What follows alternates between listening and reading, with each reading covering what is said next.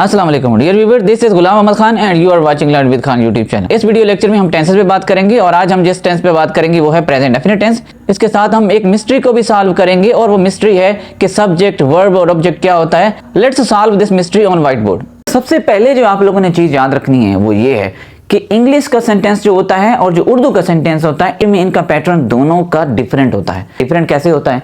सबसे पहले देखिए, जो उर्दू का सेंटेंस होता है वो उसकी जो पैटर्न होता है, उसकी जो तरतीब होती है वो होती है SOV, यानी सबसे पहले सब्जेक्ट आता है, फिर ऑब्जेक्ट आता है और उसके बाद वर्ब आता है।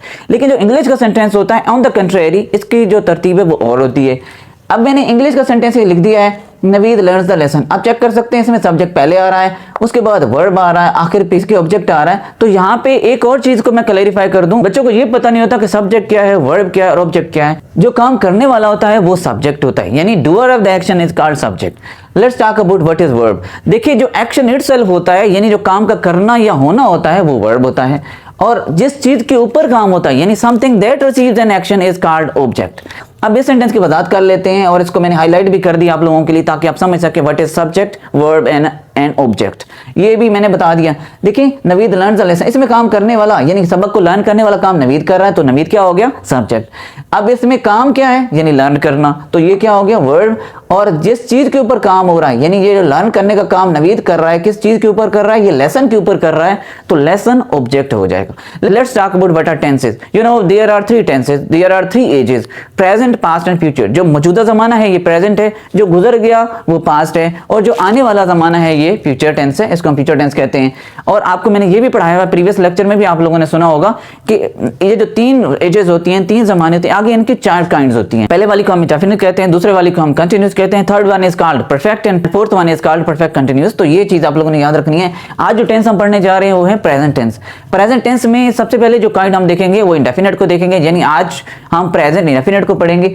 सबसे पहले जो हमने चीज देखनी होती है वो होती है आइडेंटिफिकेशन। आखिर हमें उर्दू सेंटेंस को देखकर कैसे पता चलेगा कि ये कौन से वाले टेंस का है, प्रेजेंट का है, पास्ट का, फ्यूचर का है, या आगे काइंड्स में कौन सी काइंड है, जैसे कंटिन्यूअस है, परफेक्ट है या परफेक्ट कंटिन्यूअस। तो सबसे पहले आइडेंटिफिकेशन इसकी देख लेते हैं। आइडेंटिफिकेशन में ता है, ती है, ते हैं, ता हूं, ती हैं वगैरह, ये इसके आ जाता है।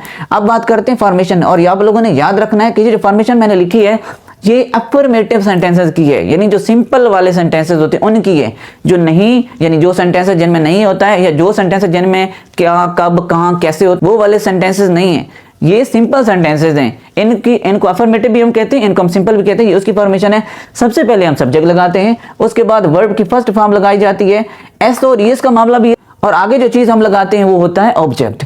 पहले सब्जेक्ट क्या होता है, वर्ब क्या होता है, ऑब्जेक्ट क्या होता है, ये मैं ऊपर वजाहत कर चुका हूं। आगे हम देखते हैं कि एस और एस का मामला जो मैंने बताया है, आखिर इसको हमने कैसे देखना है, इसके कैसे यूज करना है हमने। डियर व्यूअर्स, याद रखना है आप लोगों ने, जब भी काम करने वाला, डूअर ऑफ द एक्शन, काम करने वाला जिसको हम सब्जेक्ट कहते हैं, जब भी वो एक होगा यानी सिंगुलर होगा, उस वक्त हम एस और एस में से एक लगा देंगे। एस और एस का मामला ये है कि आप लोगों ने याद रखना है कि जब भी सब्जेक्ट सिंगुलर होगा, जब भी डूअर ऑफ द एक्शन यानी काम करने वाला एक होगा, सिंगुलर होगा, तो उस वक्त हम वर्ब की फर्स्ट फॉर्म के साथ एस और एस लगा देंगे।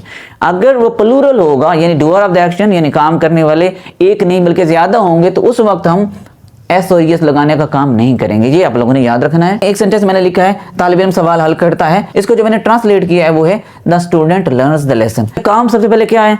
काम इसमें सवाल का हल करना, यानी हल करना इसमें काम है, और जो तालिब इल्म है वो इसमें काम करने वाला है। तो जो काम करने वाला है ये सब्जेक्ट हो गया, जो काम का करना यानी हल करना है वो वर्ब हो गया, और ये हल करने का काम किसके ऊपर हो रहा है? ये सवाल के ऊपर हो रहा है, तो सवाल क्या कहलाएगा? ये ऑब्जेक्ट कहलाएगा। ये आप लोगों ने याद रखना है।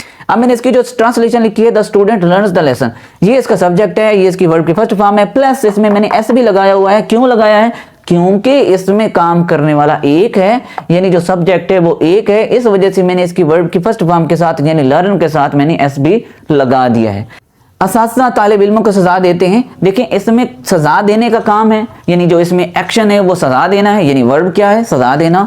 और इसमें काम करने वाला यानी सजा देने वाला कौन है? असातिज़ा।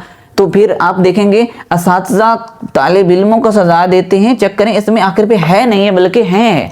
इसका ये मतलब है यानी जो काम करने वाले हैं यानी असातिज़ा वो ज्यादा हैं। एक टीचर की यहाँ पे बात नहीं हो रही, ज्यादा की बात हो रही है। तो इस वजह से हम क्या कर देंगे, the teachers punish the students. असातिज़ा तालिब इल्मों को सजा देते हैं, the teachers punish the students. अब आप चेक कर सकते हैं कि यहाँ पे मैंने वर्ब के फर्स्ट फॉर्म के साथ एस और एस नहीं लगाया। उसके पीछे क्या रीजन है? उसके पीछे रीजन ये है कि यहाँ पे काम करने वाले यानी उस्ताद की बात नहीं हो रही थी, असातिज़ा की बात हो रही थी। इस वजह से मैंने वर्ब के फर्स्ट फॉर्म के साथ एस और एस नहीं लगाया, क्योंकि ये जो एक्शन करने वाला है यानी जो डूअर ऑफ द एक्शन है यानी जो सब्जेक्ट है वो इसमें सिंगुलर नहीं बल्कि प्लूरल है। इस वजह से हम एस और एस नहीं लगाएंगे। इसके साथ ही एक और चीज भी आप लोगों ने याद रखनी है कि जो आय है, मैं बच्चों को समझाने के लिए मजाक के तौर पर मैं कहता होता हूँ कि जो आय है वो लाडला है। जैसे वो पेरेंट्स के बच्चों में से एक लाडला होता है, उसके साथ कुछ अलग ही सलूक हो रहा होता है, तो इसमें वही बात याद रखनी है कि जो आय है वो इसमें लाडला है। जो आय है बेशक सिंगुलर है, लेकिन फिर भी वर्ब के फर्स्ट फॉर्म के साथ एस और एस नहीं लगाएं। Let's talk about negative sentences. अब नेगेटिव सेंटेंसेस हमने ये जो फार्मूला मैंने लिखा है, ये जो फॉर्मेशन मैंने लिखी है, ये नेगेटिव सेंटेंसेस की है। सबसे पहले हम सब्जेक्ट लगाते हैं, then we have two helping verbs. कौन कौन से हैं? डू और डज। उसके बाद हम क्या करते हैं? वर्ब की फर्स्ट फॉर्म लगाते हैं और ऑब्जेक्ट लगाते हैं। आप लोगों ने एक चीज याद रखनी है, जो एस और एस लगाने का काम अफर्मेटिव में यानी सिंपल सेंटेंसेस में हो रहा था, वो नेगेटिव और इंट्रोगेटिव में नहीं होता।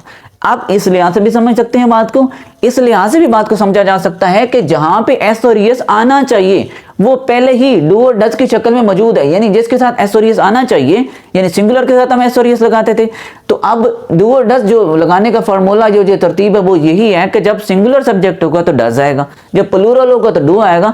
तो जब डज लगाना है तो इसके साथ आप चेक कर सकते हैं कि पहले ही एस या ई एस लगा हुआ है। इस वजह से हमने वर्ब की फर्स्ट फॉर्म के साथ एस और एस नहीं लगाना। या हम इस बात को यूं भी याद कर सकते हैं कि जो एस और एस लगाने का काम था वो सिर्फ सिंपल सेंटेंसेस में था, नेगेटिव और इंट्रोगेटिव सेंटेंसेस में है ही नहीं। अब आते हैं कि हमने फार्मूला की बात तो कर दी, सब्जेक्ट लगता है हेल्पिंग वर्ब्स में से, डू और डज में से यानी एक लगता है, उसके बाद वर्ब की फर्स्ट फॉर्म लगती है और आखिर पे हम ऑब्जेक्ट लगाते हैं। अब आते हैं कि जो सेंटेंस लिखा हुआ है इसको हमने ट्रांसलेट कैसे किया है। मुलाजिम घर की सफाई नहीं करता, तो आप चेक कर सकते हैं इसमें नहीं वाला वर्ड आ गया है, तो दैट्स व्हाई इस सेंटेंस को हम क्या कहते हैं कि ये नेगेटिव सेंटेंस है। मुलाजिम घर की सफाई नहीं करता है, the servant does not clean the house. अब आप चेक कर सकते हैं कि मैंने डज लगाया, क्यों लगाया है अभी मैंने बताया है। जब सब्जेक्ट सिंगुलर होगा तो फिर नेगेटिव इंट्रोगेटिव के लिए डू और डज में से डज आएगा। सिंगुलर के साथ डज आता है, प्लूरल के साथ डू आता है। जो सर्वेंट है ये एक है, ज्यादा नहीं है, सर्वेंट्स नहीं है बल्कि सर्वेंट है, इस वजह से हम डज लगा देते हैं। The servant does not clean the house. अगला सेंटेंस देख लेते हैं, वो स्कूल नहीं जाते हैं, they do not go to school. इसमें हमने डज लगाया था, इसमें मैंने डू लगा दिया। डू क्यों लगा दिया? क्योंकि इसमें ज्यादा लोगों की बात हो रही है। आप चेक कर सकते हैं आखिरी जो वर्ड है ये है नहीं है बल्कि है। इस वजह से हमें पता चला कि यहाँ पे डूअर ऑफ द एक्शन क्या है, वो प्लूरल है, सिंगुलर नहीं है। ट्रांसलेशन क्या है? वो स्कूल नहीं जाते हैं, they do not go to school. ये हमने कर लिया। अब आते हैं इंट्रोगेटिव सेंटेंसेस की तरफ। याद रखें मैंने इंट्रोगेटिव का कोई फार्मूला नहीं लिखा, बल्कि आप लोगों ने मेरी एक पिछली वीडियोस देखी हूं तो मैंने फार्मूला से एहतराज किया है, फार्मूलाज को मैंने इग्नोर किया है। शॉर्टकट से बच्चों को बताता हूं, तो इसका शॉर्टकट ये है कि जब भी आपके सामने कोई टेंस होगा उसमें कोई ना कोई हेल्पिंग वर्ब पहले से यूज हो रहा है, हेल्पिंग वर्ब के फॉर्म पर नॉट लगाएंगे तो वो सेंटेंस नेगेटिव हो जाएगा। और अगर हेल्पिंग वर्ब को उठा के in the beginning of the sentence लगा दोगे, यानी सेंटेंस के फ्रंट पे लगा दोगे, तो वो सेंटेंस ऑटोमेटिकली क्या वाला बन जाएगा? इंट्रोगेटिव बन जाएगा। और आपको पता है इसमें दो हेल्पिंग वर्ब्स हैं, डू और डज। नेगेटिव इंट्रोगेटिव के लिए कितने हेल्पिंग वर्ब्स हैं? दो हैं, डू और डज। डू और डज लगाने की जो तरतीब है वो वही है जो मैंने आपको पहले बताई है कि सिंगुलर के साथ डज आता है और प्लूरल के साथ डू आएगा। तो अब इसको देख लेते हैं, क्या वो सच बोलता है? Does he speak the truth. जो हेल्पिंग वर्ब डज है इसको मैंने in the beginning of the sentence लगा दिया। क्यों लगा दिया? क्योंकि इस सेंटेंस में क्या की बात हो रही है, मतलब इसमें एक सवाल पूछा जा रहा है। जब सवाल पूछा जाएगा तो फिर क्या होगा? हेल्पिंग वर्ब जो भी होगा वो in the beginning of the sentence यानी फ्रंट पे लगा दिया जाएगा। क्या वो सच बोलता है? Does he speak the truth, ये हमने कर दिया। क्या मुलाजिमीन घर की देखभाल करते हैं? तो आप चेक कर सकते हैं इसमें डूअर ऑफ द एक्शन यानी सब्जेक्ट सिंगुलर नहीं है बल्कि प्लूरल है, यानी इसमें काम करने वाले ज्यादा हैं, एक मुलाजिम की बात नहीं हो रही, यहाँ पे ज्यादा मुलाजिमीन की बात हो रही है। फिर हम क्या कहेंगे? Do the servants look after the house. आखिर पे इंटरोगेशन मार्क जो होता है वो भी हमने लगाना होता है। अब आगे आते हैं, मुलाजिम कैसे घर की सफाई करता है। अब आप लोगों ने इस सेंटेंस को ट्रांसलेट करने से पहले इस तरह आना है, जो टेबल मैंने आप लोगों के लिए बनाया है। देखिए इसमें लिखा हुआ है why, where, who, how, whose, which. याद रखना है आप लोगों ने, जब भी इस तरह के वर्ड्स आएंगे यानी कब, क्यों, कहां, कैसे, इनकी जो इंग्लिश होती है ये वाली, तो आप लोगों ने ये करना है कि हेल्पिंग वर्ब को तो हमने फ्रंट पे लगाना ही है। क्यों? जब सवाल पूछा जाएगा तो हेल्पिंग वर्ब फ्रंट पे जाएगा, चाहे वो कोई भी हो। लेकिन ये जो वर्ड्स हैं इनकी इंग्लिश जो भी होगी वो उस हेल्पिंग वर्ब से भी पहले लगाई जाएगी। मैं स्क्रीन दिखा देता हूं आप लोगों को। दे लिखा हुआ है मुलाजिम कैसे घर की देखभाल करता है। आप चेक कर सकते हैं कि जहां पे हमारे दो हेल्पिंग वर्ब से डू और डज, तो इस सेंटेंस में डज आना चाहिए। तो ये देख सकते हैं कि डज से पहले हो आ गया है। क्यों? कैसे जो वर्ड इधर उर्दू का कैसे वर्ड होता है उसकी इंग्लिश हाउ होती है, तो आप चेक कर सकते हैं कि इधर डज से पहले हाउ हमने लगा दिया है। अब डज हमने क्यों लगाया in the beginning of sentence, क्योंकि आप चेक कर सकते हैं कि मुलाजिम कैसे घर की देखभाल करता है, तो इसमें एक ही मुलाजिम की बात हो रही है, तो चूंकि एक ही बात हो रही है इस वजह से हमने डज को सिलेक्ट करके in the beginning of sentence लगाना था, तो हमने लगा दिया मुलाजिम कैसे घर की देखभाल करता है, how does the servant look after the house, आखिर पे हमने इंटरोगेशन मार्क भी लगा दिया। तो इस तरह हम इसको देखेंगे। आई होप सो कोई आपको समझ आ गई होगी। अगर आप लोगों की कोई भी क्यूरी है, कोई भी एम्बिग्यूटी है माइंड में, कोई भी क्वेश्चन है, तो please let me know in the comment box. Finally, I request you to please like this video, share it and subscribe my channel. Thank you very much.